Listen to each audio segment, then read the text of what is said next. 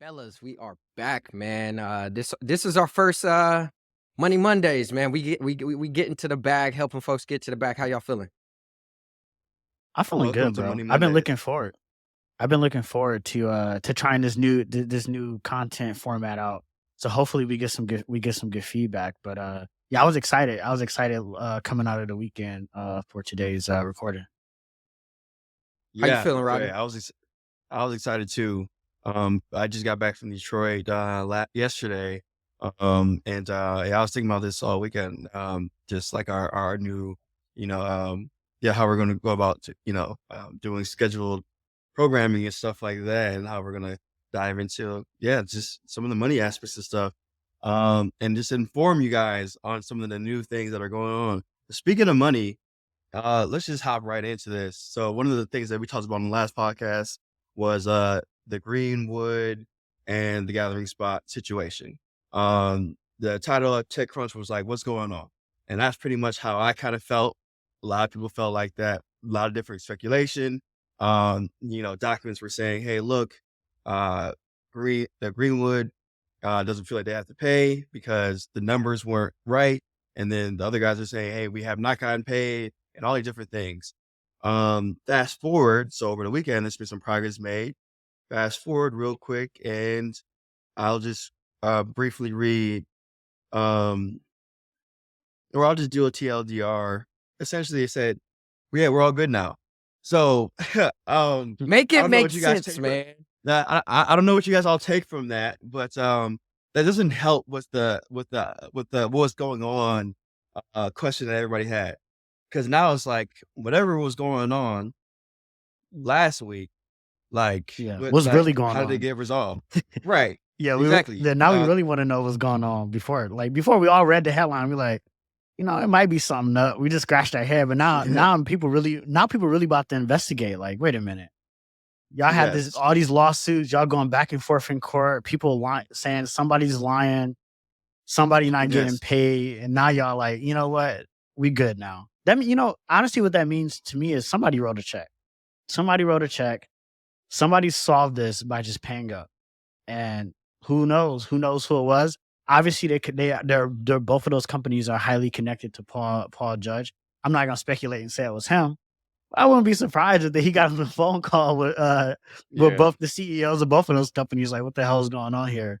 And help to for mediate sure. that situation. Where somebody on his camp, at the Paul Judge camp, probably help mediate the situation. I would imagine it. Because honestly, when I Yes. first saw the headline, I'm like, this is not good for the culture for one.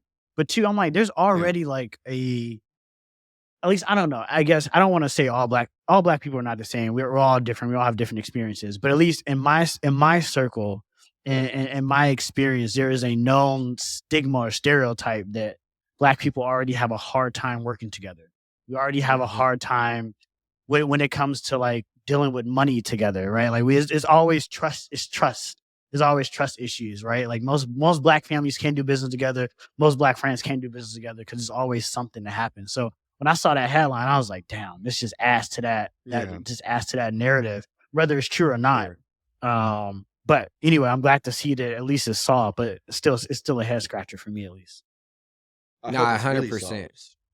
I hope it's really solved. And I think Dre's right. I do believe some type of money was written. If I had to guess, it was written to the guys that were complaining that they haven't gotten paid. I don't know what amount it was, but it's probably a good enough amount to make them happy for now. Hopefully that doesn't bubble back up later. That's my hope. I really hope that we don't see that.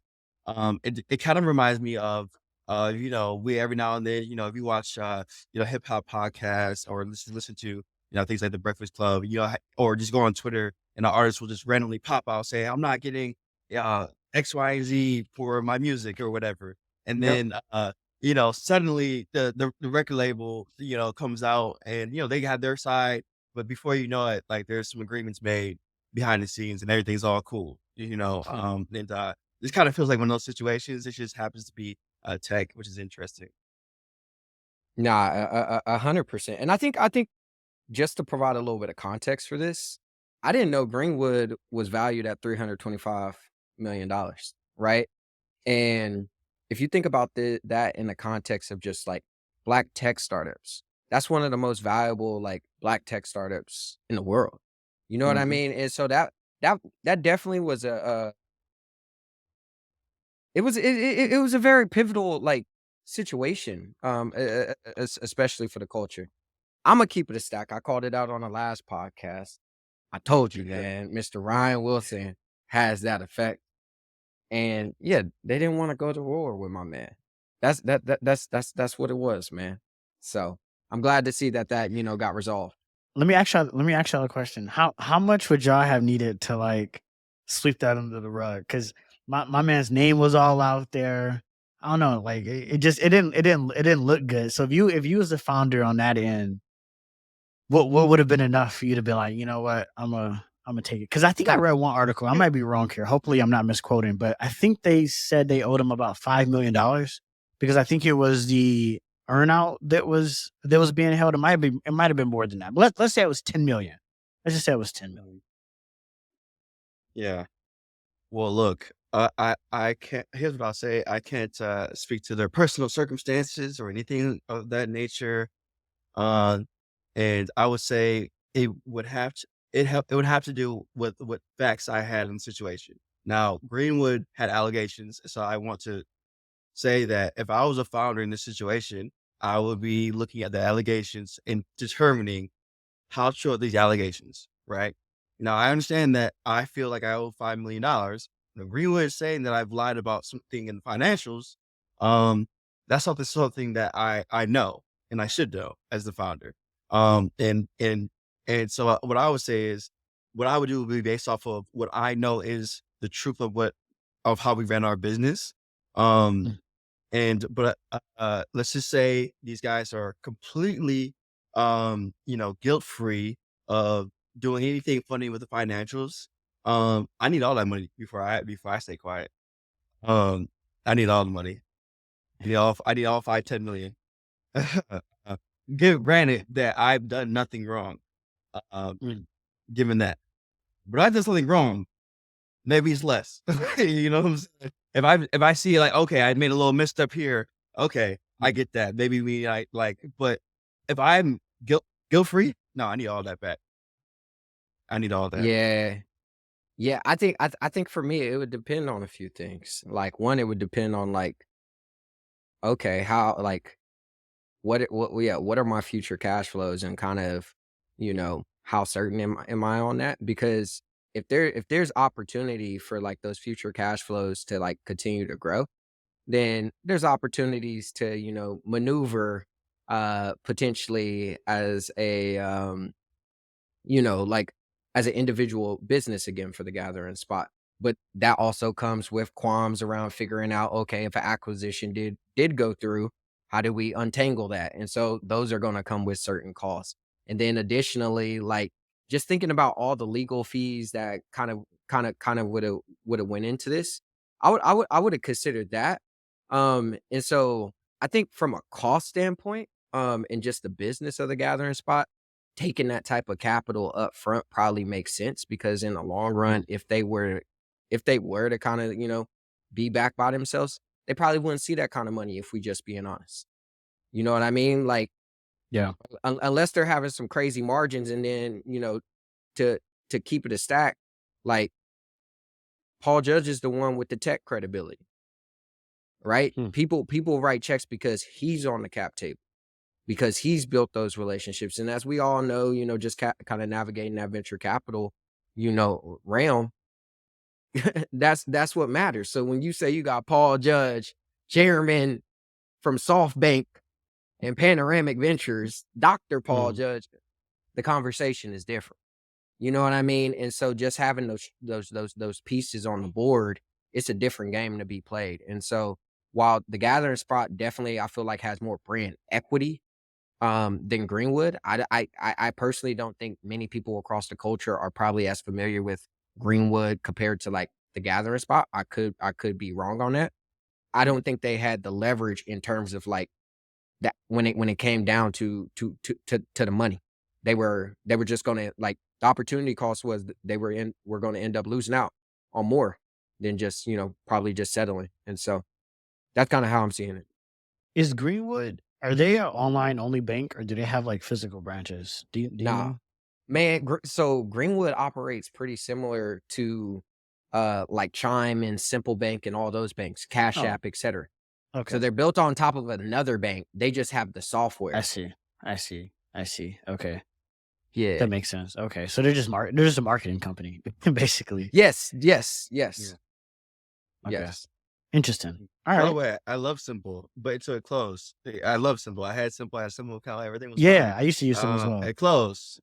Um, I don't know why. It must not worked out, but Hmm. Yeah. All But right. Well, nah, fellas. I mean, speaking of getting to the back, that was a good topic just to kind of get us started, especially talking what was that? That's an numbers. eight figure that was an eight figure deal. You know what I mean? Like there was some real bread broke there. yep. I do want to just kind of open the conversation. Before we open the conversation, just kind of share like how the markets have been performing. And so we know, it's been an interesting time because on one front you had this narrative around you know us going into a recession with everything happening around interest rates, yet labor markets remain strong and things around that.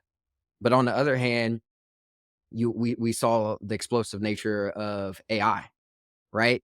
And so, yeah, I just found it very interesting. Like as I continue to pay more attention to just kind of like where the stock market was a year ago, compared to today, the S&P is up, 13% over the course of this year.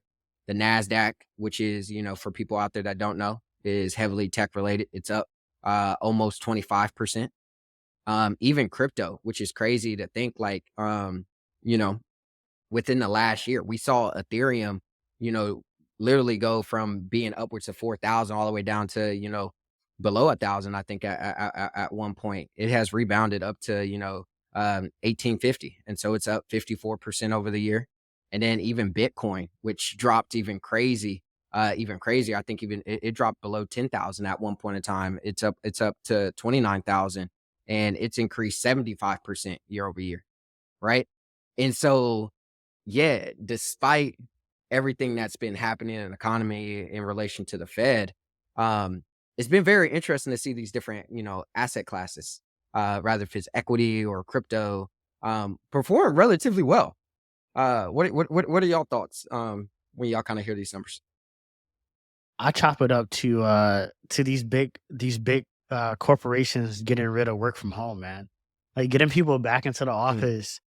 I at least I like watch Bloomberg and CNBC like every day. Like I at least like the clips, like the most important highlights of those channels every day. And so a lot of times there's public market and private market too, but predominantly public market CEOs like Bob Iger that will come on there or the CEO Johnson Johnson, whatever, come on there and talk about what's happening.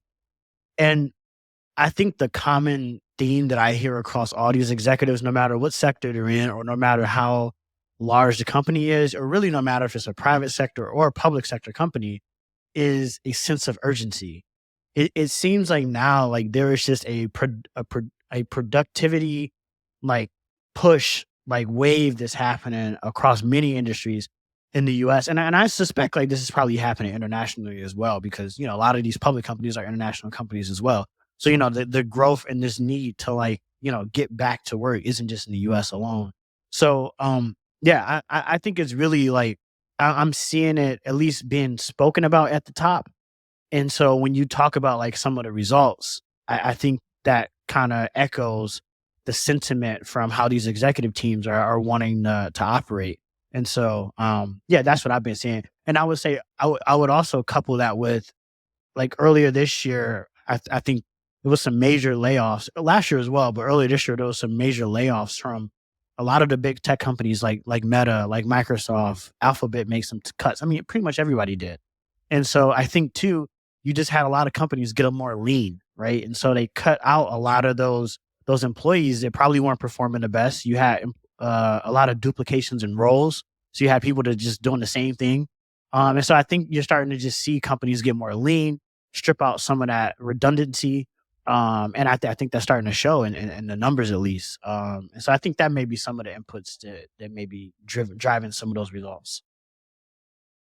Mm. Yeah, Yeah. I think. I I think another thing I've been curious about too is just when it comes to AI, and I know that's something we talk about a lot on our podcast. Um, but I think I was reading something when it came to the S&P 500. If you removed Meta, if you remove, Alphabet, Microsoft, et cetera, like those numbers wouldn't be those numbers. Right? Like the Nvidias of the world have carried the market, right? And we know that those companies have seen, steep rises in their business, not necessarily to like the bottom line, but in terms of the expectations that people are forming around like, AI and kind of the consequences that will come from that when it comes to the business side of things. I'm curious as like the hype starts to, kind of sees and things start to become more clear, where would that kind of put us, right? And there was actually this JP Morgan report that actually came out today, where yeah, they're analyst over there was actually talking about this. Like, it's a real potential that like once all this AI hype kind of, dies off, like we may see where markets truly are. And so that's just something I'm being very cognizant of, just because like when I look at any business, rather if it's in the public markets or even the private markets, or even if I'm thinking about an opportunity that I'm pursuing, I'm always trying to keep in mind like where are we in the business cycle of our economy?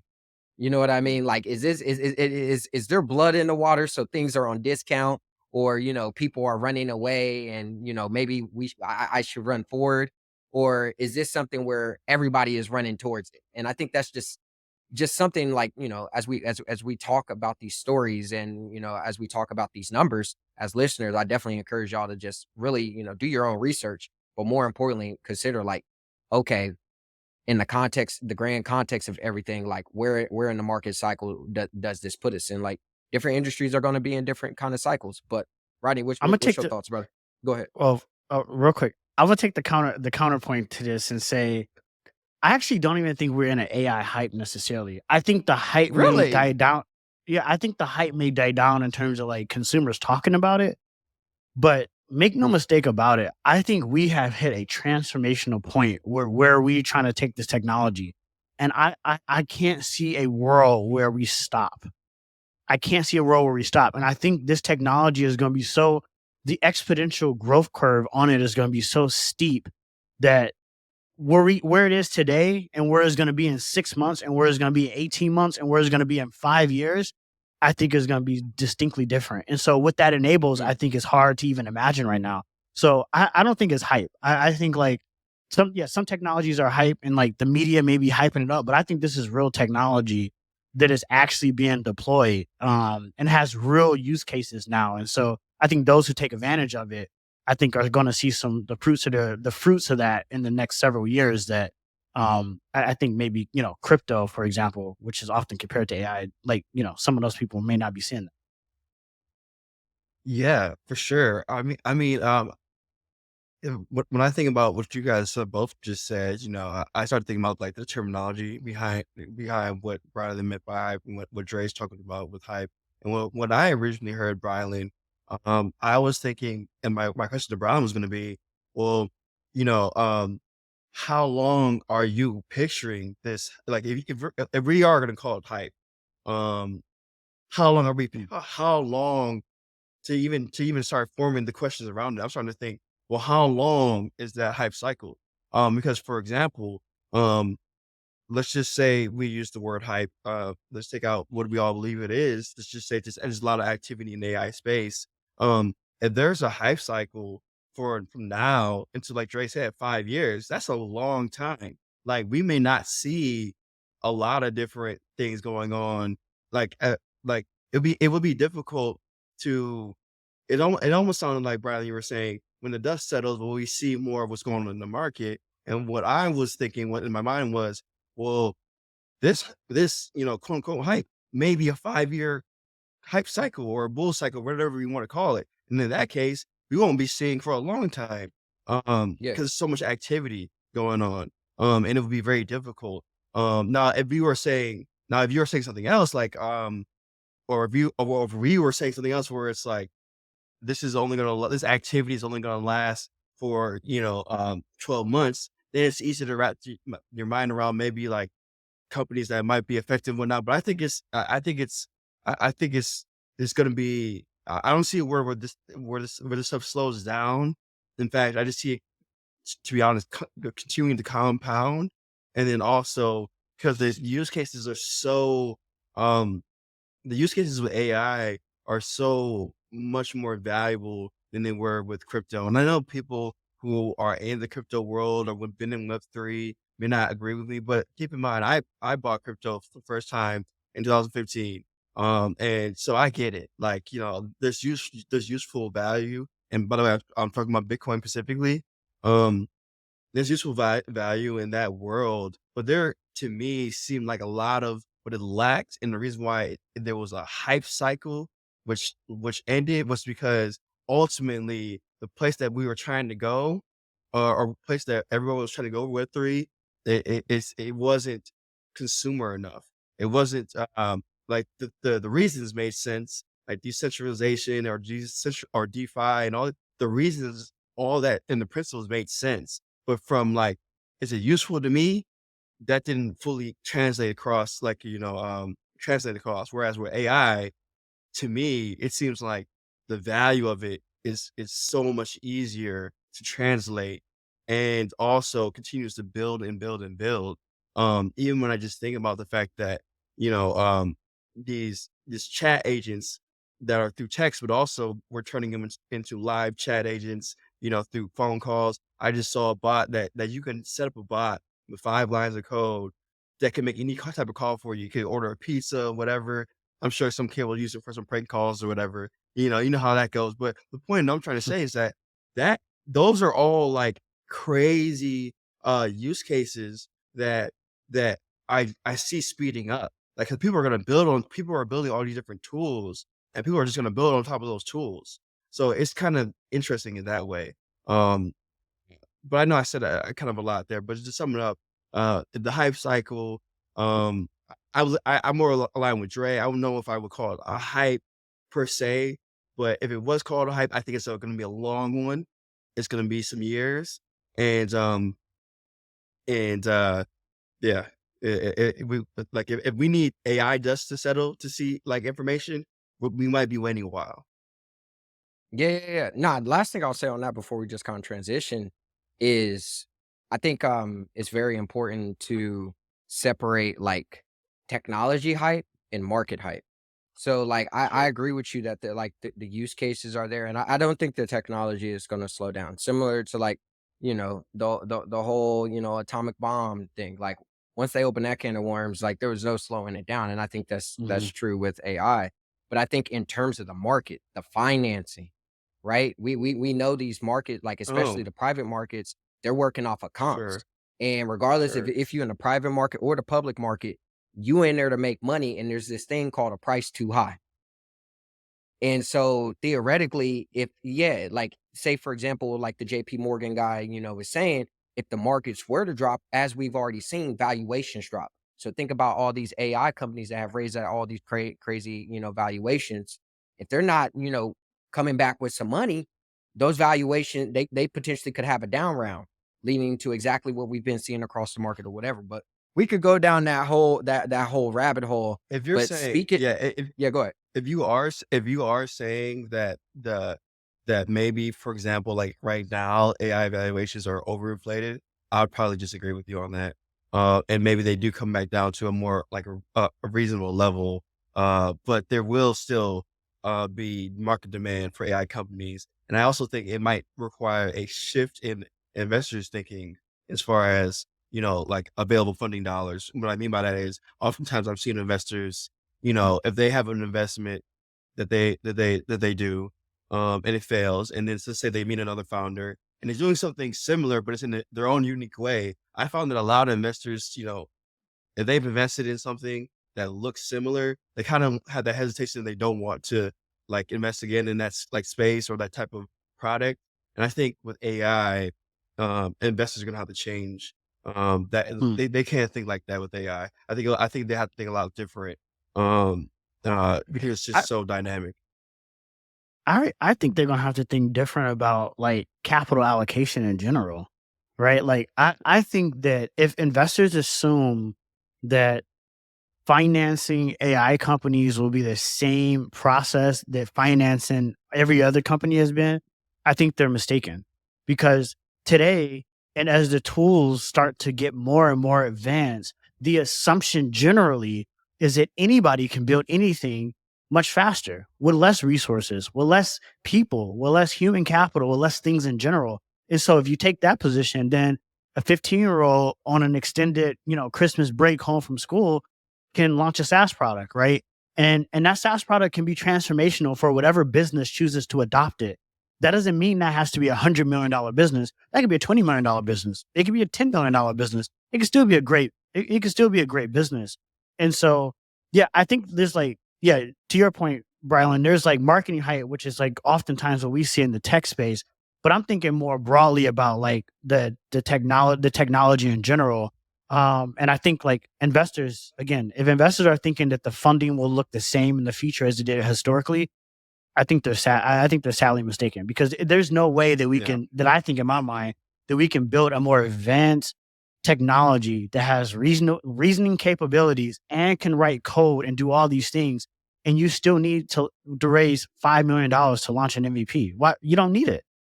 You just simply don't need it. And so I think that changes the capital. And then I think because that's going to change how capital is deployed, the whole valuation conversation changes too, right? Because if less startups need capital in order to go to market, then who has the control over the valuations ultimately? That doesn't put the control back in the investor's hand. I think it puts it back into the founder's hand. And maybe that doesn't play out that way, but that's the way that I think it potentially could play I can out. see that. I can see that. Yeah. I can see that. But speaking of crypto, let's change gears real quick and talk about this new Federal Reserve Oh product yeah, that the just got game launched. changer.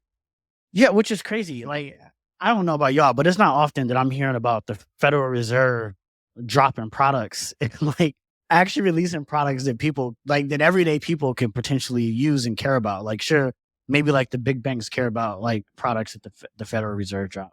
But I saw recently this article about the Feds dropping this new service called Fed Now. And I guess apparently they announced it a long time ago and have been working on this for years. And I hadn't heard about this, but I have heard about similar systems that are in place by other countries that I'm gonna talk a little bit about. So as a quick refresher, Fed Now is essentially an instant payment infrastructure for transferring money. And its promise is that it's a faster payment rails for financial institutions. And it offers the immediate access to funds. So no matter the day or time that you want to do a transfer. So today, I'm sure like us as founders, we've all ran into the scenario. If we need to wire somebody some money on a Saturday, most likely that wire is not even being looked at until Monday, right? Like it has to be done to a business day, it's done through certain hours. And that's just the way that the payment system works today, right? And most payments that are done in the US are done through something called automated clearinghouse or better known as ACH, right? And so though that, and ACH essentially is a computer-based network for processing transactions.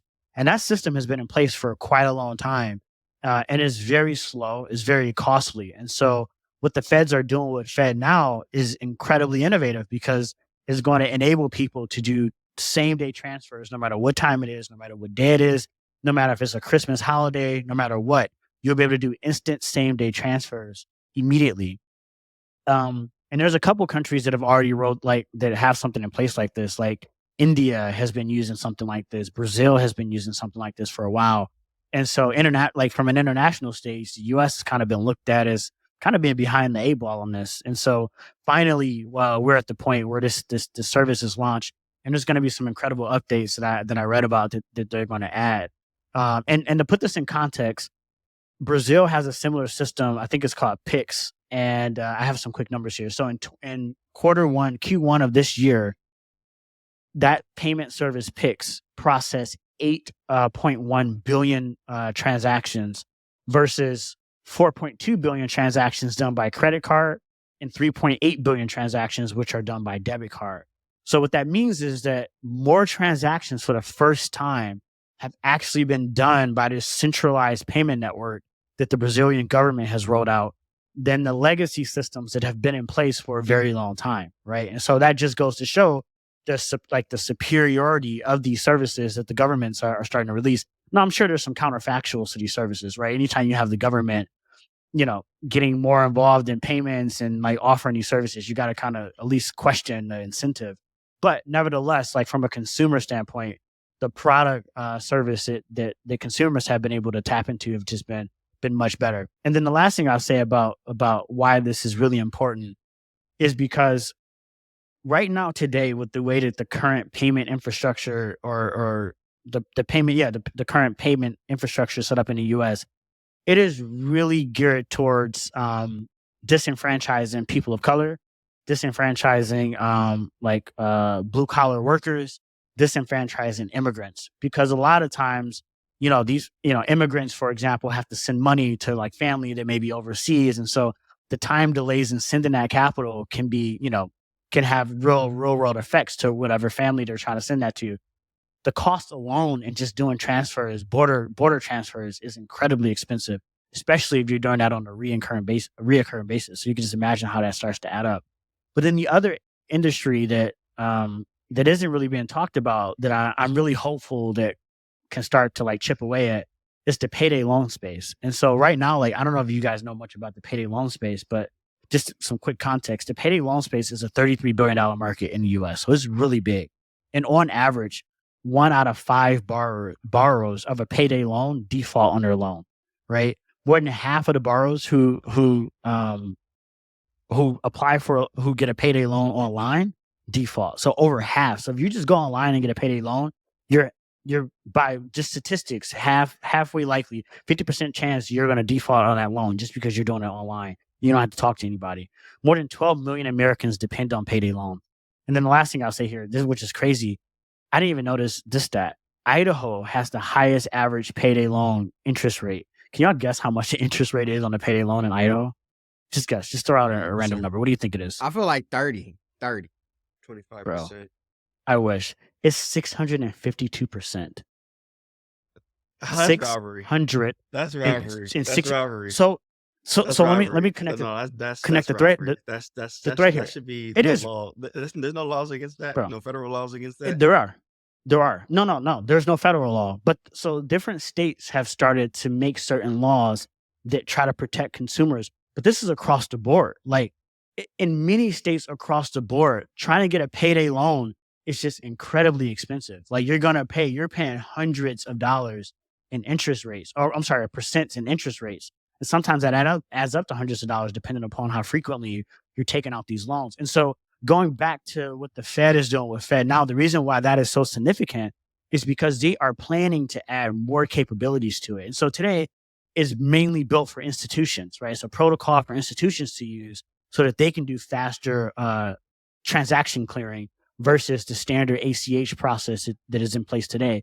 But as the Fed start adding more consumer capabilities, you can imagine people will be able to hopefully get payday loans and be able to do other types of transactions without having to be subject to these high ass fees, or like the long delays, or like the long, registration process or verification process that they may have to go through. So like if you're an immigrant, you may not have access to a lot of these financial tools.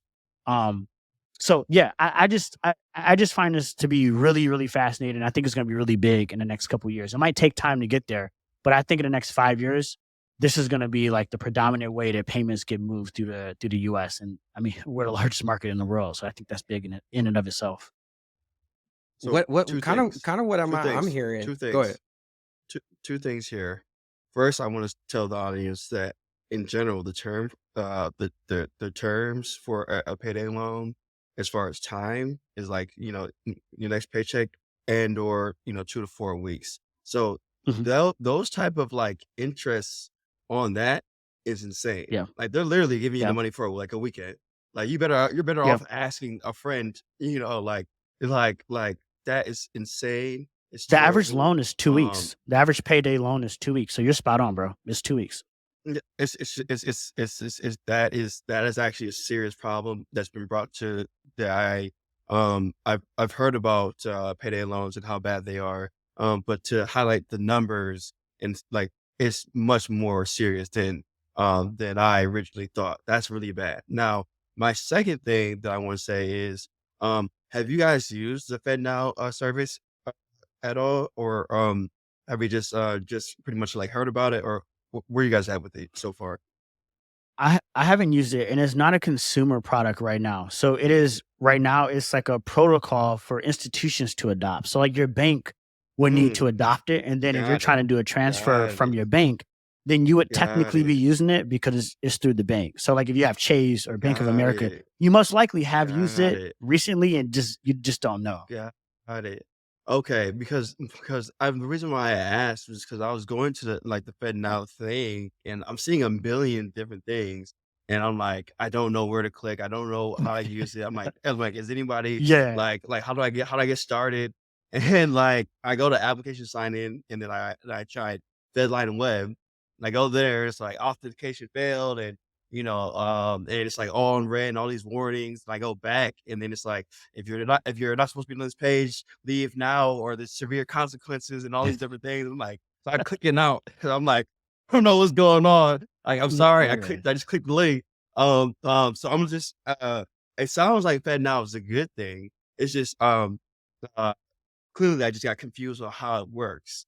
And a little scared a little bit because some of those things that yeah. they were saying about around consequences and whatnot. I don't know what I did, but I clicked the public link that was on the site. But yeah, that's interesting to know. So basically giving these banks the infrastructure to be able to do this, and people might be using these things, but not necessarily using a specific federal app. That's right. So ACH, for Understood. example, is also controlled by the Fed. So today, we Yes. all are familiar with ACH. We all That's the primary way. If you want to Yes. transfer money today, you most Yes. likely use an Yes. ACH. If you use a debit card, Yes. that money is clear using ACH, right? So that is the Yeah. primary way in which money is moved. That is also controlled by the Fed. So think about the Fed now as like an upgraded version of ACH. But the hope is that the Fed will start releasing like some more consumer tools that like consumers can adopt. Where today is really Understood. for an institution to adopt. Understood. Understood. Understood. Got it. I thought it was a consumer. Yeah. I'm actually very curious to see how this competes with Venmo and Cash App in the long Hmm. run. Um, I mean, those brands are pretty entrenched into our lives when it comes to just a lot of our payment needs. But even if you think about like a Cash App, like it started off as kind of, peer to peer kind of like payments, but it's evolved into having the stock market on it. It's evolved into taxes. It's involved into savings. It's involved into this, Mhm. essentially a bank. And Mhm. so, Yes. Yeah, yeah, for sure. I'm just very curious, like, when you threw out, like, the payday lending, like, how, yeah, I'm even curious, like, how the government would even think about, like, financially, um, you know, creating something like that, like, I don't know. And obviously there's a lot of questions, but there's a lot of opportunity here. Mhm. Um Yeah, A lot of I can see opportunity that. here, especially when it comes to just accessibility for, for communities that have been left out. And so, now this is dope. This is dope. And I think, as you alluded to earlier, Dre, like this definitely is, yeah, it's kind of delivering on that promise that crypto was, trying to deliver on in terms of, Hmm. Yeah. me- me- Yeah. permissionless money in a sense. And so it'll Yeah. be interesting to see if that follows, if this follows. Yeah. So, I Venmo makes me think of, PayPal, but Venmo also makes me think of Cash App, and Cash App is by Square, and, Jack, Dorsey was one of the founders of Square. He's also one of the founders of Twitter, and, we learned, maybe last night, uh, through a series of tweets by Elon Musk that, Twitter's changing, their icon and their name to X, pretty much effective immediately. You could go to x.com, it'll go to twitter.com. Um, uh, that is the how I'm That's gonna crazy. start that. I don't know what to say much, but, uh, I'll start it off like that, and I'll leave the floor open. the first question that comes to my mind is why? But I believe I've heard Elon mention before that it's his like desire for Twitter to be like the everything app. I don't even know what that completely means. I kind of understand what it means because I've like when I traveled to like some Asian countries like China specifically, I use WeChat, and WeChat is like the equivalent of the everything app in China. Like literally everything is done through WeChat. Like you can buy a house on WeChat. You can like pay find a That's babysitter crazy. for your kid on WeChat, buy groceries on WeChat. Like commerce and everything Weird. literally is done through WeChat. And so I guess to me that's my kind of version of like the everything app. So I'm not sure if like that's Elon's perspective when he says everything app or exactly what exactly he means. But I think it'd be quite interesting to see it evolve because I think we all can agree Twitter has just been stale the last decade. I mean, it hasn't really changed much. Sure, maybe the UI has been refreshed a little bit, and there's been some new animations here and there, but honestly, the product itself has not changed.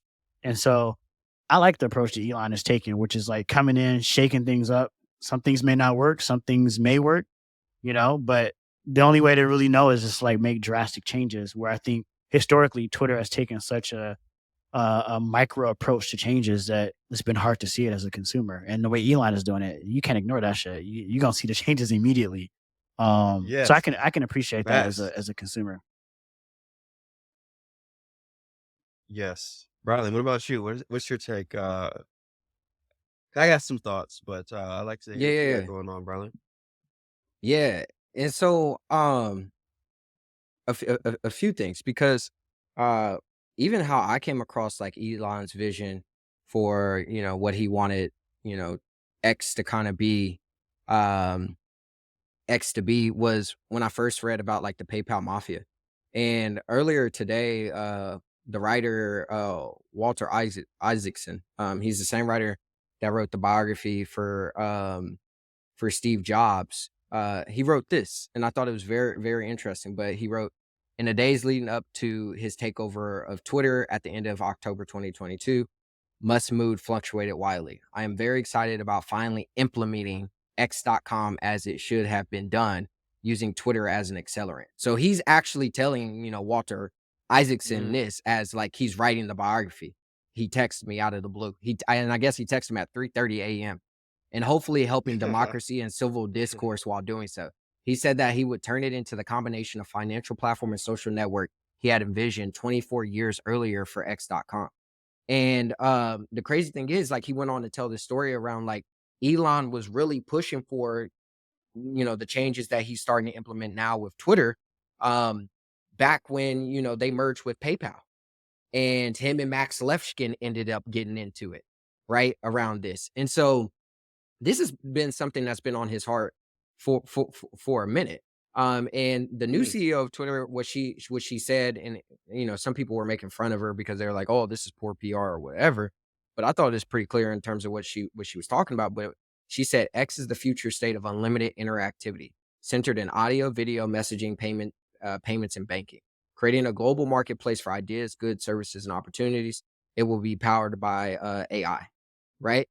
And so What does that even Yeah. mean though, Yeah. honestly? That Yeah. just sounds like a Yeah. bunch of bullshit, like, Yeah. it it in a it box. I'm Yeah. sorry. to It's me, like, it what means is she really exactly saying? like the reason why it Maybe you could sounds break like a that bunch down. of Maybe I'm bullshit just is too like dumb in to the understand. context of like how we've done built products here in America, it's been very singular. But in the context of them, like if most Americans were to open up WeChat and saw everything that it offered, like, Mm. oh shit, I can order an Uber. Oh shit, I can message my friends. Oh shit, I can buy a house. People would say that is bullshit, right? And so I don't think I think context matters, and so I personally don't think it's bullshit. I think honestly the opportunity is huge. Where I think where I am interested to see what Twitter, how Twitter plays this, is I think Twitter is going to have to really think crucially about markets. Because when I think about, WeChat taking off over there in China, part of the reason why I think it was able to take off is because its market is homogenous.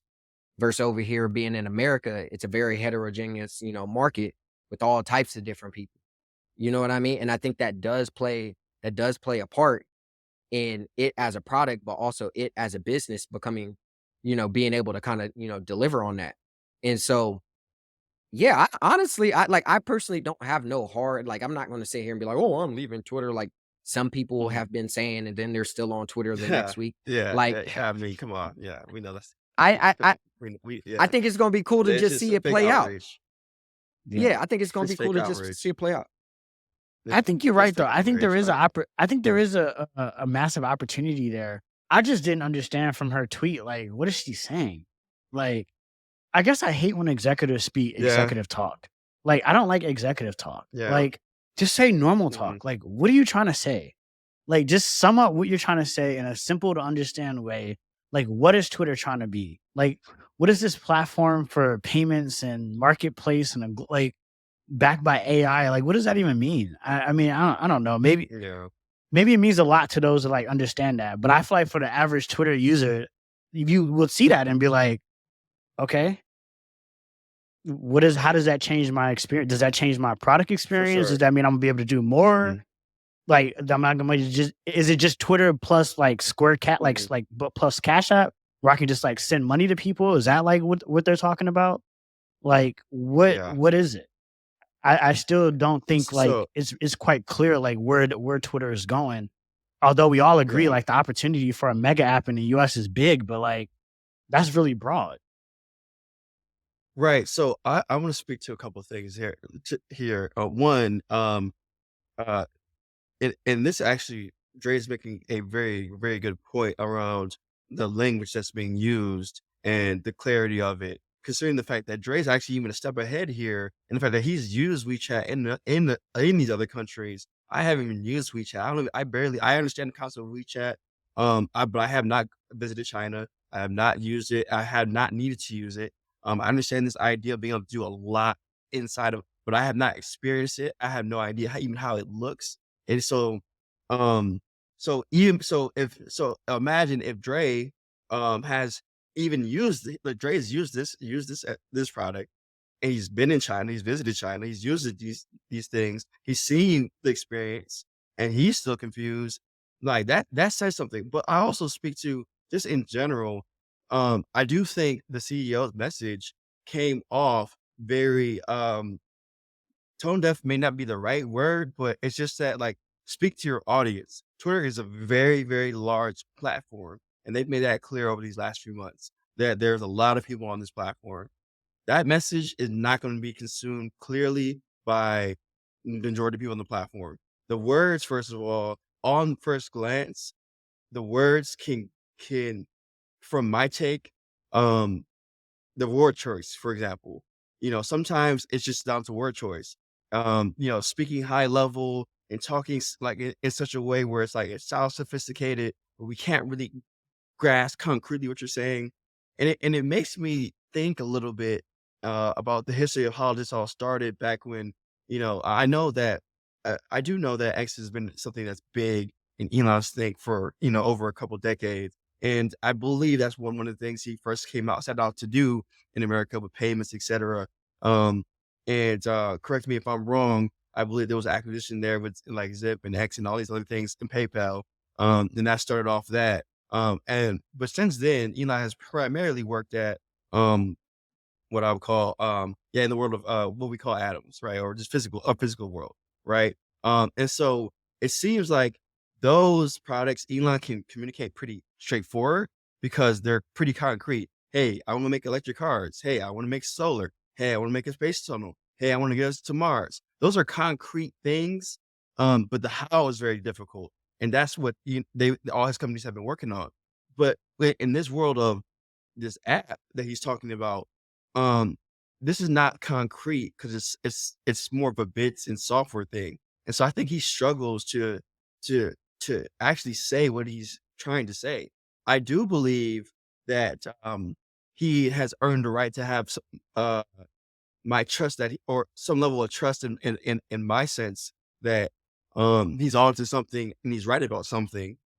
At the same time, I also believe that he may not have the lexicon and or is just not able to communicate what that actually means because for example, maybe Elon's been to China 20, 30, 50 times.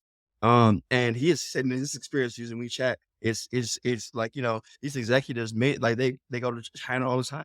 I mean, we don't know, so we don't know what that is. Like I truthfully don't know what an everything app is. And like even when I think about WeChat, like I hear that you can buy a house, you can do this, there's commerce and all that, but I'm like, well, right now I know Twitter is just tweets. So like on WeChat, like, are you publicly Hmm. talking to people too? I don't know how to connect everything. So Hmm. to me, it's very confusing. But I'm down for the ride because to be honest, it doesn't it I'm not attached to any. I guess maybe if I was like super entrenched in Twitter, and it was a large platform for me, in which case maybe my business and or my livelihood or whatever or my social status was connected to it, maybe I would have more, but I don't. I'm more just curious to see how it all unfolds. I do believe that like I'm suspending some type of belief to that he knows what he's talking about, but do I believe he can communicate it? Nah, I feel like he's like some of my friends that I have. I've been an engineer my whole life. And some of the friends I have, um, they are extremely smart and they'll be talking about some crypto thing or some engineering thing, and nobody knows what they're talking about. They like nobody knows what they're saying. And I think like this might be one of those cases where it's like they're talking and they might be saying something, but most of us don't know what you're saying. And maybe the Hmm. reference points could be everywhere. Like, because I literally have not even opened WeChat.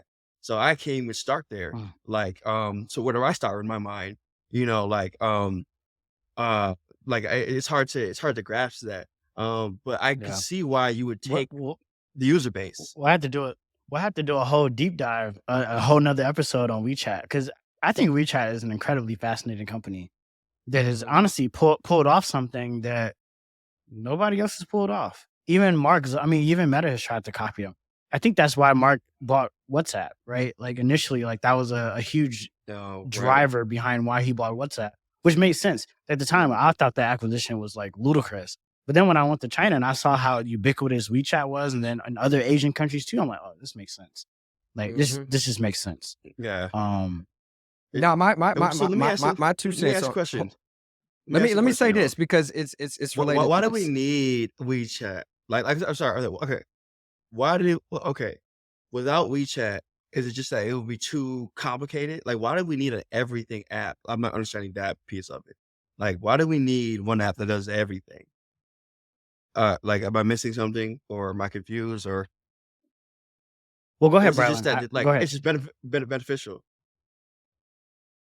Why not?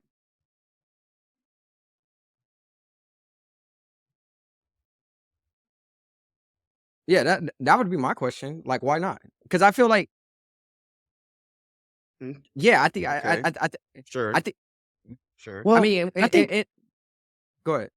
I think context matters, right? Because I think Yeah. what may be happening here is like the the Western mindset is like looking at one market and saying, "Oh, well, they have this, we need this," right? But the on ramp to technology has been completely different in in places like China and in other Southeast Asian countries than in the US, right? Like if you think about like our technology on ramp, we started with a desktop computer, right? And we started with a Yes. laptop, and we've had a Yeah. much different technological on ramp than many people around the world. And so when I look at places like China more specifically, they have had their technology on ramp has been the mobile phone. It has been the Yeah. mobile platform. And so that has required a whole paradigm in terms of how do you get people to adopt the same high quality level of online services and communication, social, financial, educational, informational, commerce, everything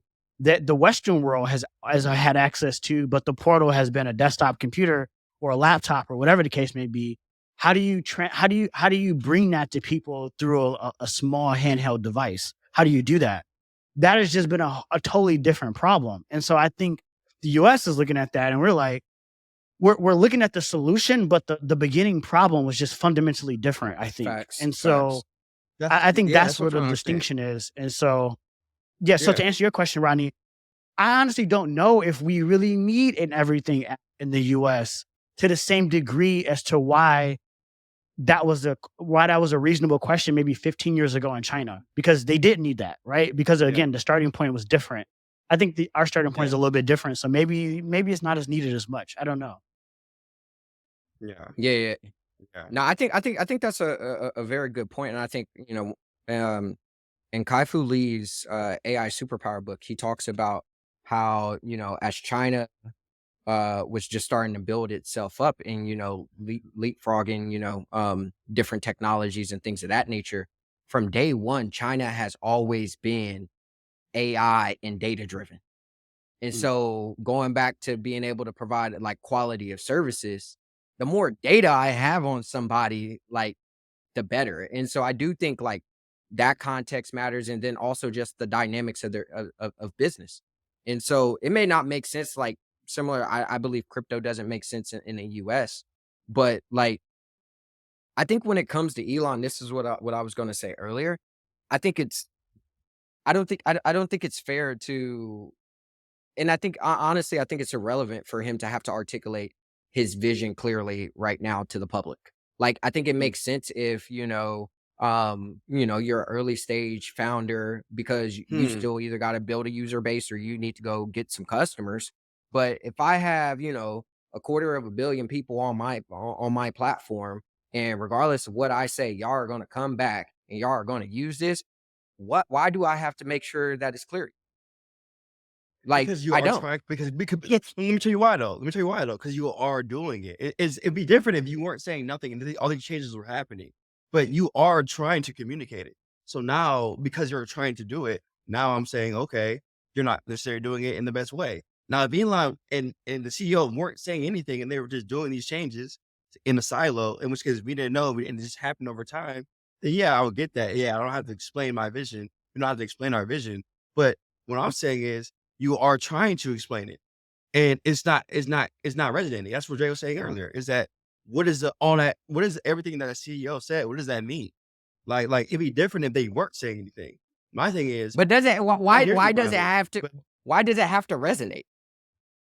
because He's the owner of because the you're saying company. it to because you're So saying it what's to the everybody. point? Why even what's the point in talking to everybody then? Like, Yeah, what's the yeah. point? What's the Like, point? why Yeah, send out a why? message to be misunderstood? Like, I don't understand that part. Yeah, Like if yeah, you don't care, then don't say anything. Like I get what you're saying, Brian. Like, which is like, like you don't have to. You don't have to. Like, we don't all got to be clear on it. But yeah, my thing is, they seems like they are trying to get us to understand.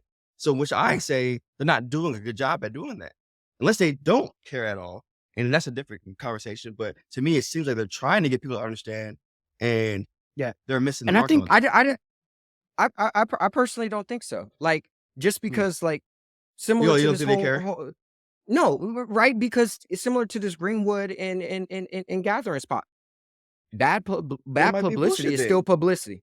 No, because Mhm. guess what? If you go to Wall Street Journal, you go to New York Times, they still talking about that shit, regardless of how clear or how unarticulate they said. So Twitter is getting eyeballs, and guess what? It is still earned media. No, Plus, I get that. I get every that. it's just Yeah, I get so. that. Guess what? The I get that. consequences, regardless of if it was unclear or clear, are still the same. It's still beneficial. mm, Right, right. Yeah. mm, I still think it's rational. I hold just on a think it's sec. I don't think it's Hold on a rational that I yeah. don't think the consequences are necessarily equal. I do agree with you, Brian. Though, like publicity is publicity. And by the way, I have no dog in whatever direction. This is about clarity and how you communicate the message. But I do think that the consequences can be distinctly different, because for one degree, you got a lot of people. Yes, you do have some people to say, hey, they left Twitter and they're still using it. But you do have a lot of people who have actually left the product, right? You do have a lot of advertisers who have actually left the business. And so there are real consequences, business implications to not clearly articulating the message, or better yet, letting a message be interpreted one way than the way that you actually meant for it to be received. Now, whether or not, and when the dust fully settles, how that actually ends up ending being, who knows? I mean, hell, if he makes his investment back, who gives a fuck about all this, right? But I'm just saying, right now, when you do look at what's happening in the short term, it does seem like some of these outcomes are bringing pressure to Elon, right? Because Otherwise, he wouldn't have, like, he made drastic cuts to cut the team. Why? Because the business was losing money. Well, why is the business losing money? Because people don't want to advertise there. Well, why don't people want to advertise there? Because he hasn't done a good job communicating what the safety rules are going to be for the platform. And brands like Disney don't want their shit next to porn and OnlyFans stuff on Twitter. That's fair point. If he had done a better job at communicating that, perhaps some of those deals wouldn't have went south. So that's all I'm saying is that, yes, there's some things are, yes, all things are good press, but I don't necessarily think all outcomes are equal. And I think he is seeing the effects of that, but that doesn't mean that he has to stop. But I think he is seeing that, yeah, some of this shit is taking a different direction than maybe he thought. And maybe that's is leading to the reason why he's accelerating some of these changes so drastically, so quickly. That's fair. Like it's not necessary for us to understand for him to execute the vision. It's not, and it's not like a requirement. Like 'cause as we can see, one, I don't understand, and things are going to move forward regardless. So like clearly that's not a requirement. Oh, like that's obvious. You know what I'm saying? But at the same time, though, it's like, if you are communicating a message, I would assume that what's the purpose of communicating a message if you're not trying to be understood? I mean, like, if you're like, I guess I just don't see why you want to.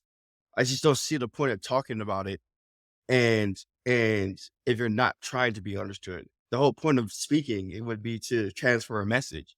And if you're not clear, and Brian and Dre, I wonder, like, do you guys think it's back to what I was saying earlier, which is like, yo, he has been able to get people behind very, very audacious ideas that make sense because it's easy to say a brain interface. Cool. That makes sense. Solar panels. Okay, cool. That makes sense. Electric car. Cool. That makes sense. At the time, Spaceship. them Cool. That didn't makes make sense. sense.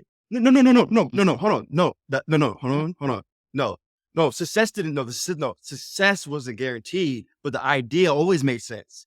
What I'm saying right now is this as a concept can't even be grasped. I don't even understand the concept. I can't even get to the point of determining whether it'll work or not because I don't even understand what he's trying to make. When you're saying you're trying to go to Mars, I get you need to make a better spaceship. You're trying to say I'm building an electric car. I get you're trying to build an electric car. Now, there's questions around whether it'll succeed or not. That's different. That's different. What I'm saying is I don't even understand the idea. I don't even understand the idea. Like, it's easy to understand Neuralink. It's easy to understand Apple Vision Pro. It's easy to understand these concrete products. But I'm wondering, is he's having a hard time? I'm wondering if there's a big gap in between his skill level at communicating things that are concrete and in the world that we need, that you can get people behind, inspire, versus the software thing. Like, I'm wondering if it's like just a gap in the skill of being able to communicate. Because to me, it seems like it requires two different skills to be able to to be able to communicate those ideas. You know what I'm saying? Like, he's talking about something that is like, what is, like, I don't know. It's much more, it's harder to wrap my mind around. But before, irrespective of whether or not Tesla was going to work or not, it was clear he was trying to build an electric car. Irrespective of whether or not Solar City was going to work, you knew he was building solar panels. Irrespective of whether or not he's going to get to Mars or not, we knew he's building rockets. With this X thing, I don't know what you're building. I don't know what you're trying to build. So I guess that's what I'm speaking to, and maybe what some other people are speaking to too. But like, what are you trying to build? And then we can get to like, will it work? But like, I don't know what you're trying to make. Hmm.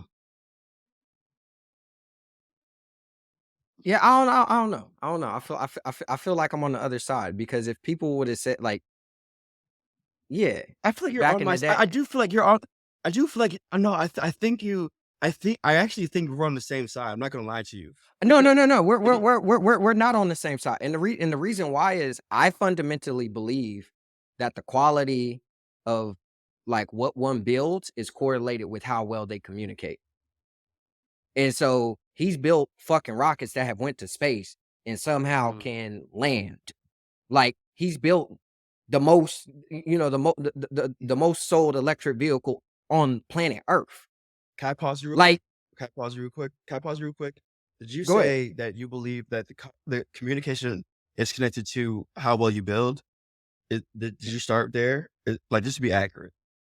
Yeah. Accurate before I say it. Okay, I'll tell you off. The reason why I know that's false is because I know for example, in Web3, I know so many people who know a ton about Solidity, crypto, and how all these mechanics work, DeFi and all that. And they are amazing builders, but they cannot explain it to you. They cannot with words explain it to you, but they are incredible builders. So that relationship to me doesn't connect to me. Like that doesn't connect to me. Like I see what you're trying, like, but to me that doesn't connect. Like I don't see where you're connecting that. Like that, like Yeah, the like you just could be a because they great builder and know a not be lot able to about, communicate. but that's what I'm not saying Elon is that. I'm saying he could communicate, and it's demonstrated by the fact that he has these bold ideas, and the evidence is there that what he has communicated has been turned into not only a high quality product, but the best product in every single market. And Do so you I think feel like this is, d- right? But do you think that I think that it's not possible that it will work, or what do you think my stance is actually? Just to be clear, what do you actually think my stance is on I what, think or I, what do you think it is that I'm trying to say? yeah, I think your stance is you don't understand what he's doing. Yes, yes. And what I will say is that has nothing to do with the outcome, whether or not it works or not. What me understanding doesn't require, like, I don't need to understand. What I am saying is, uh, whether or not something works or not is separate from people understanding it. So going back to what I was saying earlier, I No, like, yeah. How no. so? How so? How so?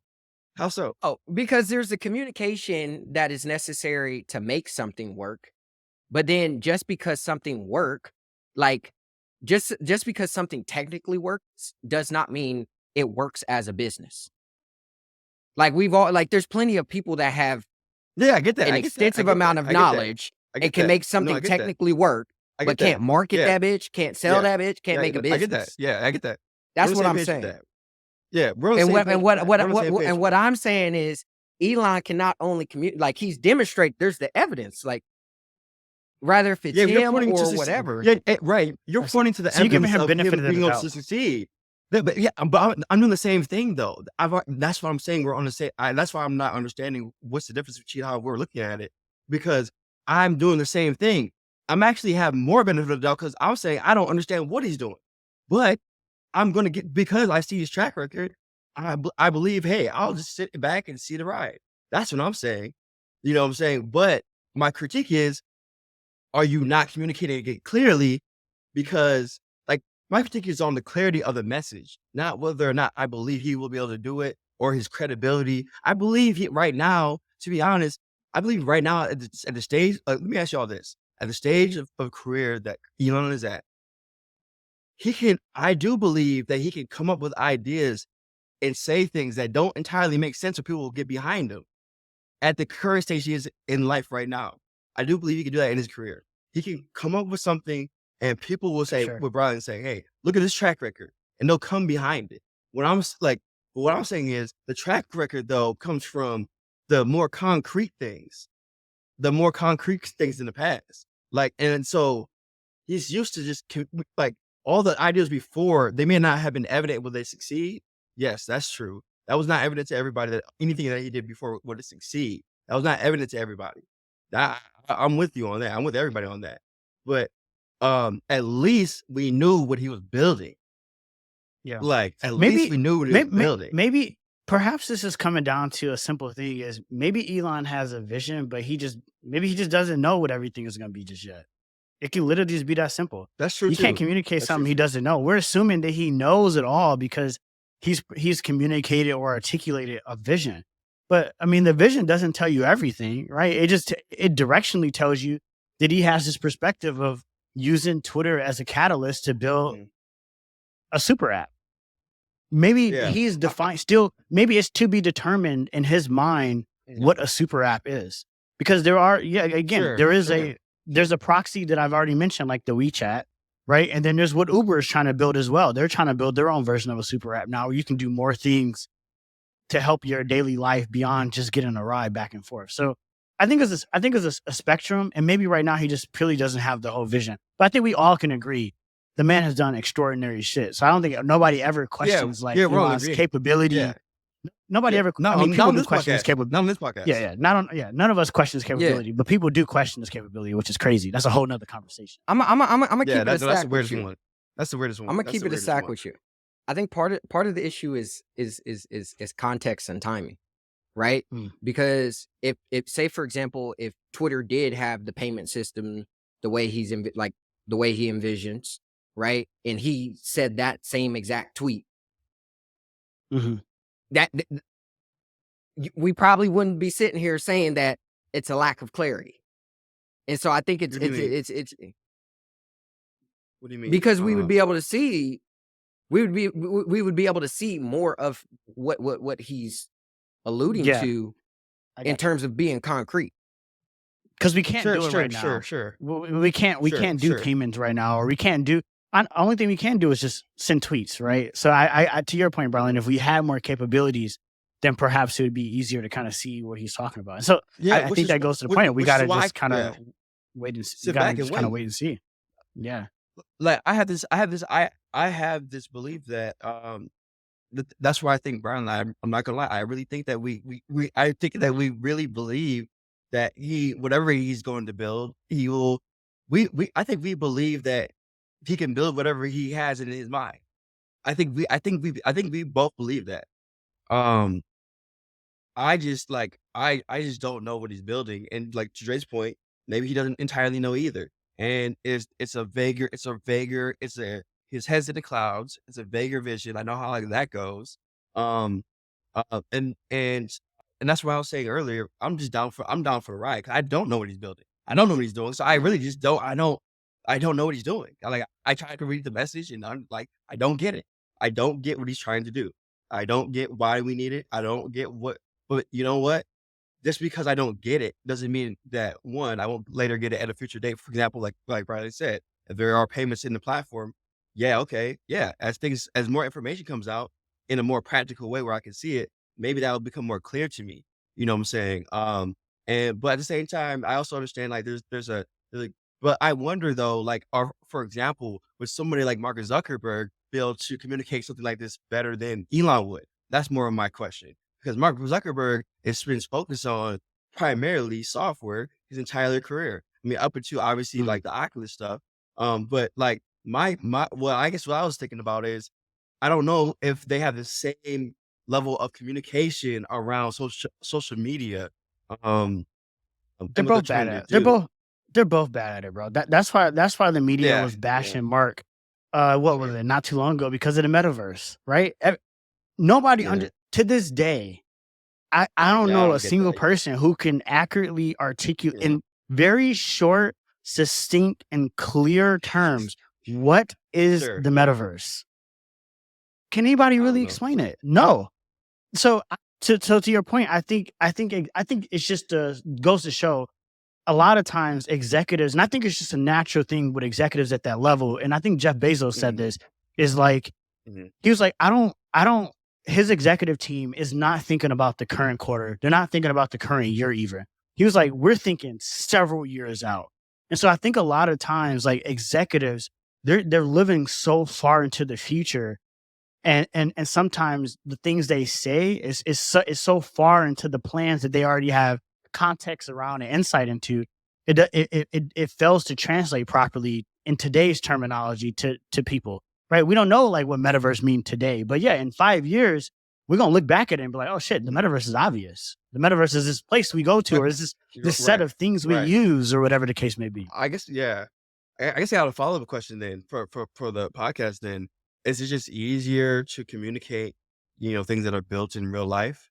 Like for example, when I think about like a traffic system, like I saw like the way that like traffic like how like traffic lights will be down and there'll be a traffic controller in the middle doing like the manual thing or whatever.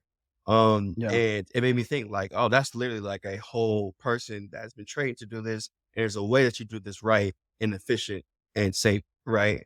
And I know that we have these technologies today that we could do similar things.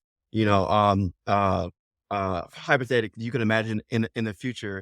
I'm not saying we want this, but in the future, you can imagine a traffic controller bot being sent to a location where it's gone down and it's done the doing the same job that is so much more concrete. So now I'm wondering, is it more so? Is it less to do with um, like I guess what Dre said, like most of the things Dre said, like and Brian just said is true. But I want to wonder, is it just harder to communicate software? Because even with, I would say I've had a strong challenge with communicating software in our business as well, into it, like in a concrete way.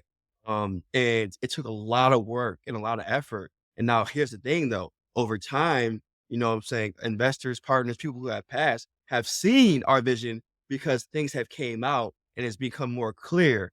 And, um, but before that, it was pretty difficult to kind of describe, I guess, a lot of software stuff. Is it just more difficult with software than it is physical? 'Cause I feel like with physical stuff, you generally know what you're like. You generally say an idea and like I don't know. It just seems like it's easier to communicate than like a conceptual software idea or a software Hmm. project. I don't know. I would What are your thoughts, Brian? I would yeah, I would agree so, just because, say, for example, like, you know, if you were to put a phone in front of us 3, right? Like, we can all agree on the color of that phone, we can all agree on the size of that phone, like, Yeah, yeah, for there sure. there there are objective things that we that we all share in terms of our perspective. Yeah, You know what I mean? We may how we, like, form our opinion or judgment around that object may be different, but, like, objectively, the phone is the phone versus, like, with software, um, I feel like it's very intellectual. It's yeah. left It's to the very mind. conceptual. Yeah, Yeah, and unless it's already in, like, almost a concrete phone in terms of an application or a website and things of that nature, yes, yes, it is gonna be hard to grasp because it's left to the imagination. Hmm. yeah. Yeah, I think that's a good I point.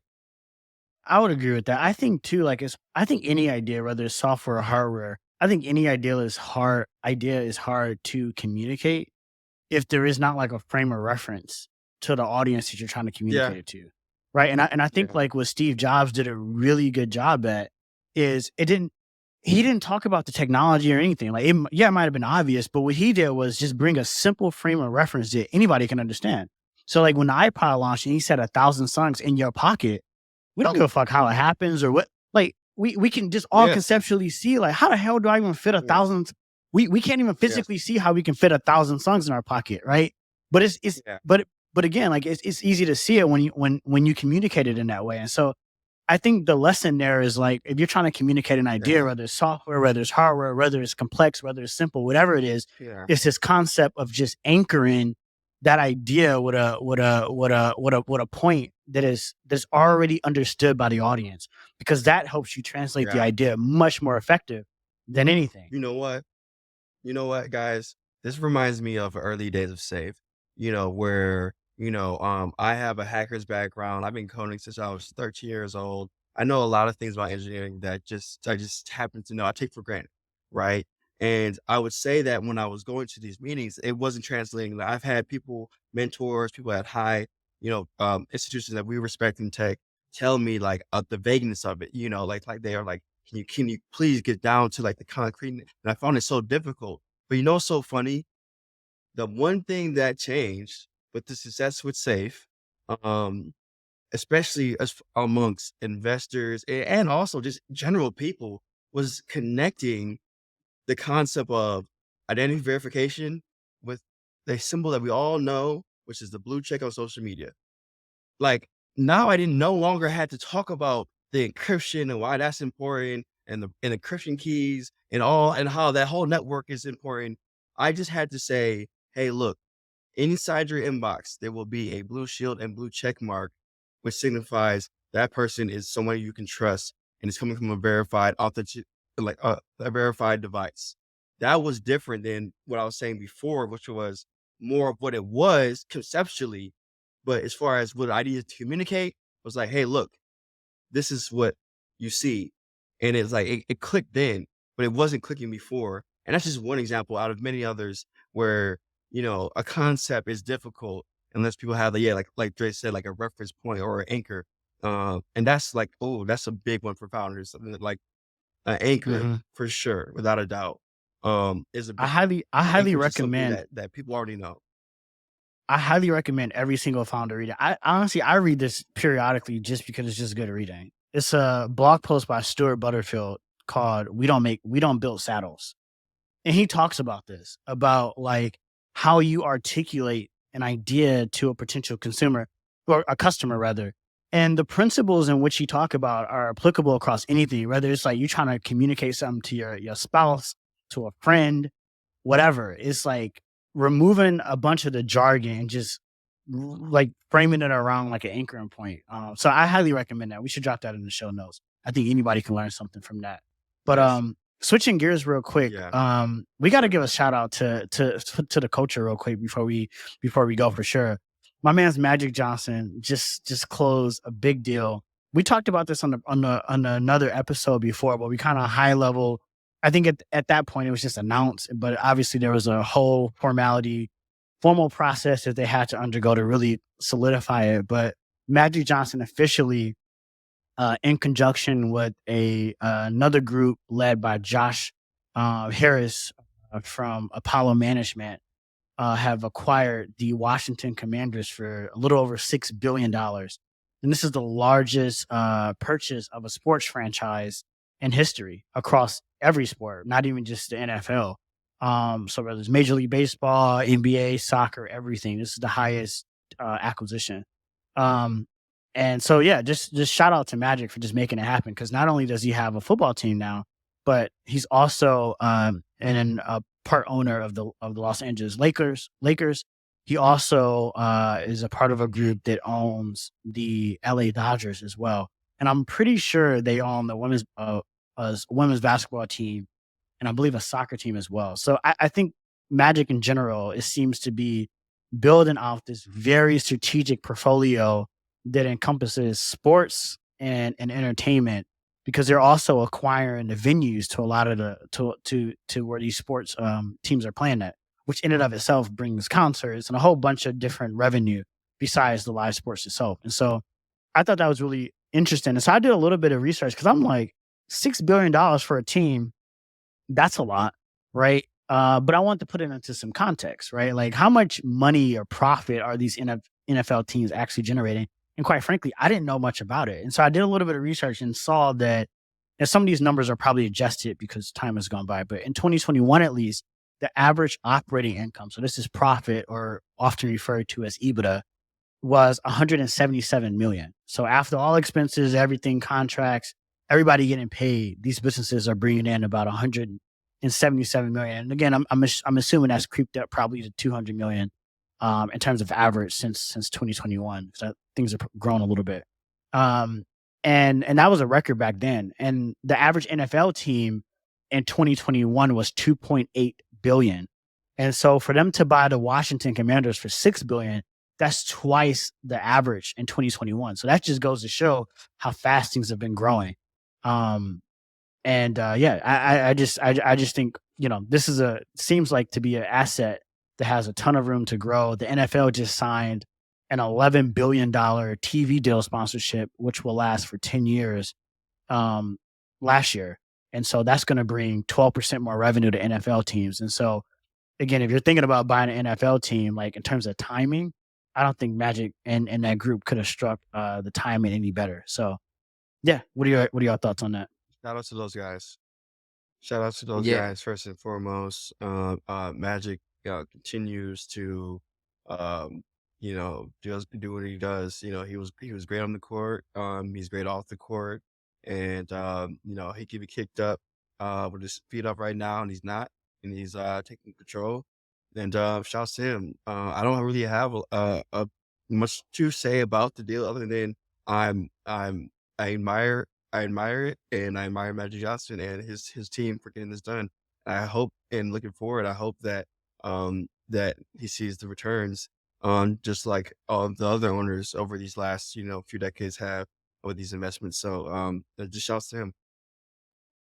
No, 100%. I think, the other thing that makes this extremely, attractive is, just around like the whole media contracts, a lot of these leagues are experiencing growth in as well. And so like one of the numbers I had looked up was just like, yeah, across all the major sports here in America, like how much is that total worth? And so it's actually worth $22.5 billion.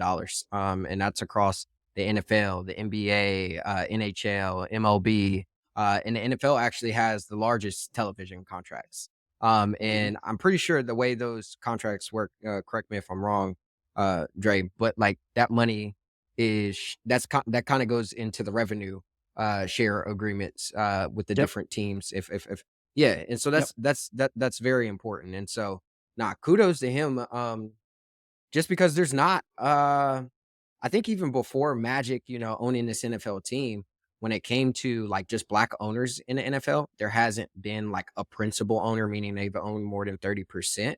Yep.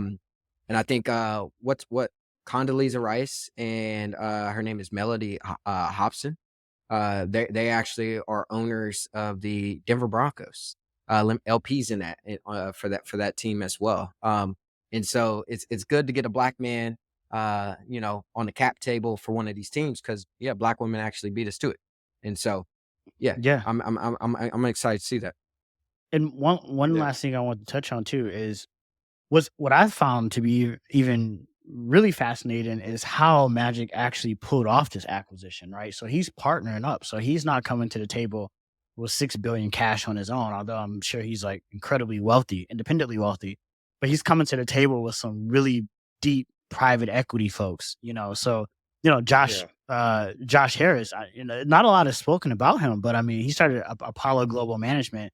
They manage almost $600 billion in capital. They've been around. That firm has been around for 33 years, 33 plus years, and are well respected in the financial world. And so I think it says a lot about Magic as a businessman, to be able to pull together good strategic capital like that has incredibly deep pockets. And not only did they buy the team, but then you got to inject capital to invest in the team, and so you're gonna need even more money. And so it doesn't hurt to have a couple billionaires in your back pocket that can help you solve that problem. Especially a team like For sure. Washington. They done went through so Yeah, much over the last few years. So Yeah. they A lot have, of they changes. have, they have. And so Magic is so strategic. He's doing all the interviews. He's leading the media because who doesn't like Magic, bro? Like when you just see him, you see him smiling. Like he's always smiling, always happy. And considering like the bad press around that team, I mean, there's literally not a better person that can like help change the narrative around that organization and the culture around that organization. So I'm excited to see where they Yeah. grow and where that investment turns out to be in like 10 years. Like how much capital these NFL teams are going to be generating. Yeah. For sure. That's what I'm looking forward to seeing. Without a doubt, is what the future looks like for these guys. and Yeah. hopefully What we get else? on the cap table one day. I kn- We Bro, will. that'd be so nice, man. We will. That'd be so nice. We But will. yeah, what else? Y'all have anything else y'all want to discuss? Any other topics? Yeah, yeah. I mean, not to we don't have to get into an in-depth conversation, but one of the things I did want to share with the people, just so everyone is aware, I caught wind that Apple just filed a new patent for basically they're called EEG integrated AirPods. And essentially, if you've ever seen one of those images with with the electrodes attached to a person's brain and, the computer's kind of, measuring the brain waves. Apple is putting that technology into AirPods. And this is very, very important. Just because currently these big machines cost around, 1,500 to $20,000. Usually it's hospitals that have them. So the fact that it's being push to consumers is a huge thing. And I think, you know, there's been a lot of talk around like just AirPods taking off since when did AirPods come out? Like it hasn't even been a I'm not decade yet sure. Yeah. if we're Probably being five real. I'm not years, sure. maybe 5 Yeah. years, But if that. If that. I s- wireless headphones are one of the biggest things I'm seeing. Like not compact wireless headphones. That's it. And y'all both got some AirPods. Hmm. I mean, y'all got both different Yeah. versions, but Yeah. The I thing got, like, about this. I got the studios and everything too. My bad. Sorry to interrupt you. And by the way, No, you guys, good, bro. sorry, I gotta hop off, but yo, love this podcast. We got some deep stuff. Looking forward to seeing what you guys, continue talking about here. Yeah, Yeah, yeah, no yeah. problem. Nah, and I think what is very fascinating, what I found fascinating about this patent is think about like Apple's recent push into healthcare. Mm, And so think about their ability to leverage this technology to potentially be able to predict and help people, get treatment for early dementia. You know what mm, I mean? Like that alone can change people's lives. mhm. You know what I mean? Think about in the world of generative AI, and I think there's been a lot of talk around. I actually read a research study where they were taking people's brain waves and being able to replay their dreams. Mm, Like that's crazy. if this is able to read your brain waves through your earlobes now, like that that may be possible in the long run. What's the privacy implications behind that? Like, look, I'm I'm almost the type of person where it's like I'm open for almost any technology. Like, I'm open to CRISPR technology, which is gene editing. I'm open to cloning stuff. I'm almost open to anything. But when we talk about like reading brainwaves, that's where it starts to cross the line to me, and I'm like, I don't know about that. I don't know about that. I mean, look, Apple has definitely been pushing the privacy first narrative. But again, we all know, like, you gotta think about where the incentives lie there, right? Like, what's Apple incentive to push that narrative? Is it partly, yeah, they do believe in privacy and they do believe in security, but the also incentive is they wanna build products that are sticky and services that are sticky off of that, right? And so it's not all white hat good, as they make it out to be. And so, I don't know, it sounds like cool technology, but when you talk about reading my brain waves, that makes me a little nervous. That makes me a little nervous. Nah, 100%. And I mean, think about it. If they can put it in your headphones, why can't they put it into a pair of glasses? Why can't they put it Hmm. on the Vision Pro? Why can't like? There's so Yeah. many different things that we're like wearables we're going to be starting to put on our faces and heads. Like Yeah. it's going to definitely be a huge privacy concern. And I think even when you throw in AI, that's why I think Apple's approach is going to be so important Mhm. because I think there's an opportunity for them from a privacy standpoint to really take the opposite approach a lot of these closed source AI companies are taking, which is via the API. So imagine you're able to Mm. run these LLMs on your phone where you don't have to Oh, yeah. send anything to the cloud. You know what I mean? Like that change 100%, yeah. that changes the game. And so yeah, I think this is one of those long-term strategic bets where it's gonna be very interesting to see how creative they kinda get with this. Um, but yeah, it's dope to see this research actually coming into product form. Yeah. Yeah, yeah. Look, I think I'm excited for Apple's roadmap because I think for me, I was one of the people that was like, Apple is not innovating. Apple's not making, they're not doing Mm, enough. And I think as I've gotten just more mature in my career, as I've gotten older, I've taken a step back and realized Apple does a lot of innovative shit and they just don't get a lot of credit for it. Right? Like it is a lot of innovation happening at Apple down to like just the smallest details and like material innovation that we as consumers yeah, overlook. We don't even think about that. But we don't even think about like what had to go into like manufacturing the glass, right? Like there was a special tool that had to be made just to be able to like so I think like Apple is an incredible engineering like beast. And I think oftentimes when we think about engineering, we often just reference like the Googles and the Facebooks and the Microsoft, but we often overlook Apple. And I think like they deserve a tremendous amount of respect for like what they've done on the engineering side across dimensions, across hardware, software, services, tooling, manufacturing, supply chips, chain, like chips. Like, I mean, the chip thing is that's a beast. So it's unbelievable. Like the amount that they've been able to bite off, like no pun intended, in why order to like be this successful. why do you think, 'cause I've fallen into that camp before too, where I was like, "Man, they not really coming out with anything new." Why do you feel like, people tend to fall into that camp? I think people typically associate new with like a consumable or something that they can like see in their hand, right? Mhm. And the iPhone is so much more than just the two-dimensional surface, the piece of glass you look at, right? There's so much happening underneath that glass that we don't really see, right? Or like the sensors that go into these headphones.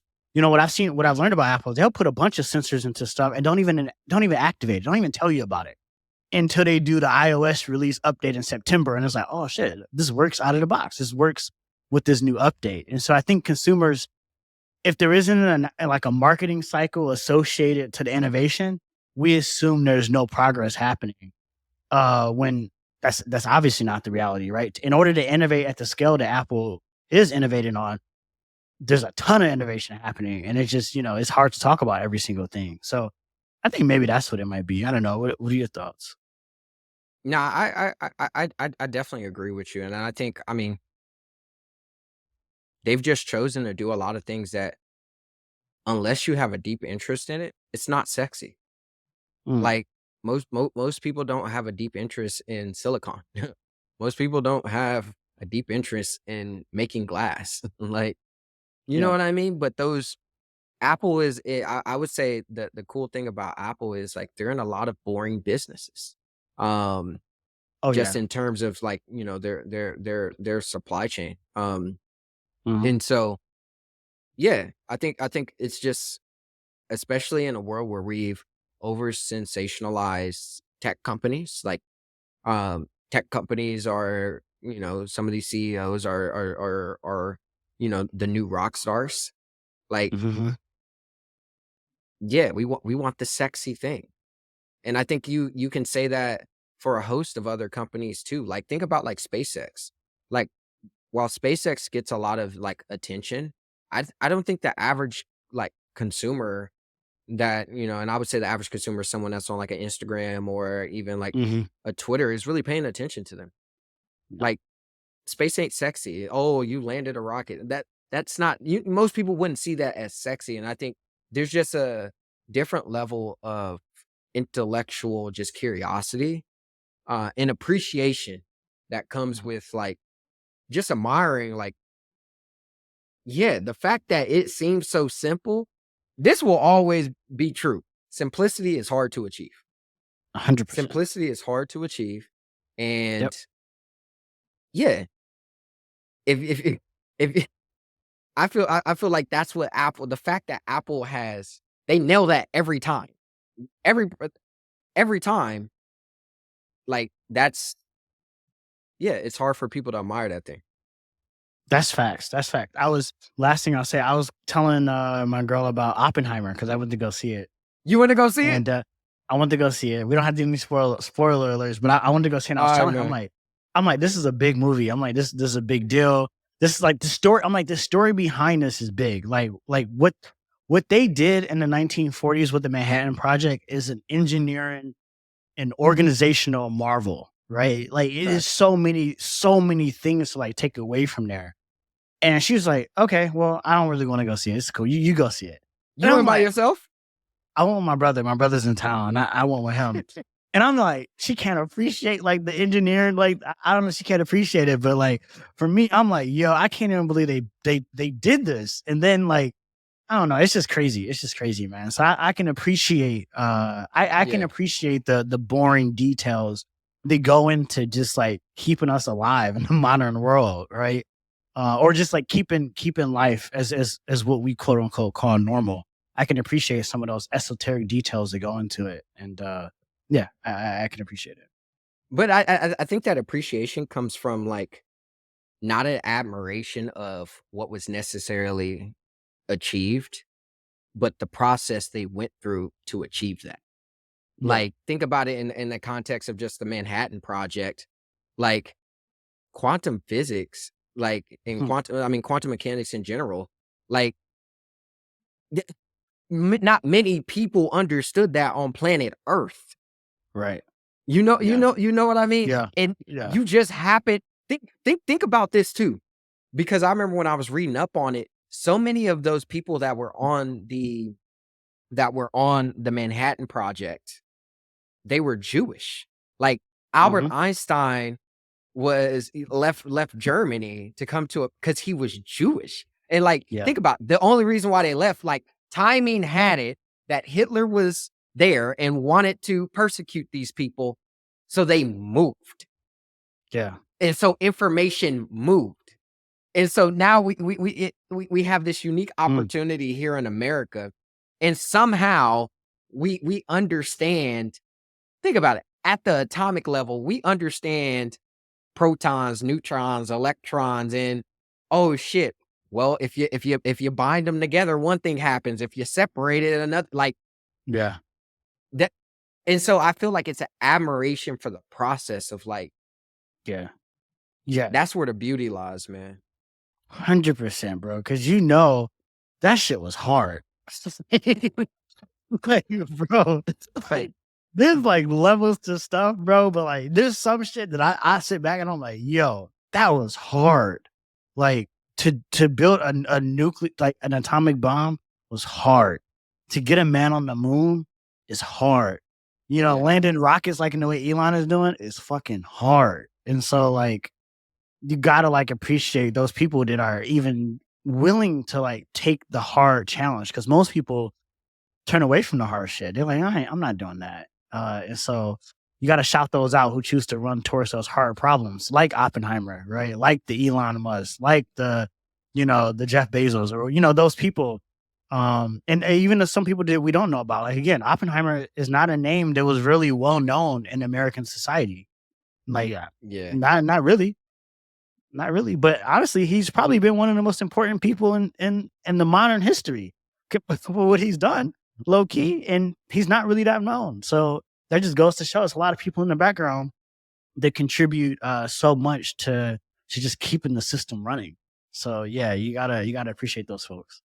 Nah, and I mean, my last 2 points before we wrap up here is, yeah, like if you're a listener, the takeaways are like, yeah, rather if it's a product, rather if it's, in a new engineering technique, rather if it's an industry or business, like figure out where you can develop that appreciation for the inner workings of how things form and the humility um that it took for people to fail constantly, like in the face of odds. Mm. Like the Yep. odds were not in their favor. They had to beat the odds, like to really make it happen. Like I would encourage the listeners to do that. And I think additionally too is like, rather if you're at a company or rather if you're building a company, rather if you're out, networking, meeting people, never overlook people. Never Facts. overlook people. Just because it ain't sexy don't mean it's not important. Don't mean that they can't play a role on the team. You know what I mean? And Facts. so, yeah, all Yeah. all that to say, yeah, we want to talk to the people doing that type of shit on the podcast, man. Facts, man. Facts. No, well said, bro. Well said. We should wrap it up. We should end on that. That's a good note to wrap it up on. Say less, King.